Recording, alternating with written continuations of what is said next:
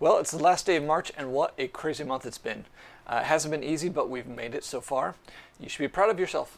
This hasn't been easy, and it's important to celebrate the little victories right now. Speaking of little victories, my hair's getting kind of shaggy. Not really sure what I'm going to do about that. How are you guys handling that? I don't even have any clippers at home, so hope you're doing better than that. So maybe if you get a moment to breathe, you can kind of reflect on the last few weeks. Ask yourself questions like, what have you enjoyed about staying at home? What's been good about it? What's working with your daily schedule, maybe what's not, what needs a shift. We're always kind of reevaluating that in our household. If you find that you have a lot of time in your hands, maybe think about how you can make the most of it. Maybe make a short list of things that you want to learn in the month of April. So thanks for joining us for West Seattle Daily, episode number 51, brought to you by Seatown Real Estate. I'm your host, Christian Harris. With many Seattle restaurants still being open, you can support our small businesses by ordering pickup or delivery. The city of Seattle has actually just released a pretty cool interactive map to help you find locations of restaurants that are still open in your community. You can look at the hashtag #SupportSmallBiz, B-I-Z. I'll also leave the link in the show notes.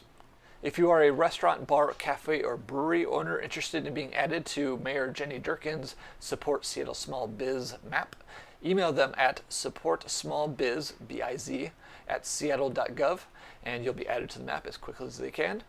So a little update on the West Seattle Bridge. As you've probably heard, they've shut that down indefinitely. Need to immediately shore it to be sure it doesn't fall on the lower bridge.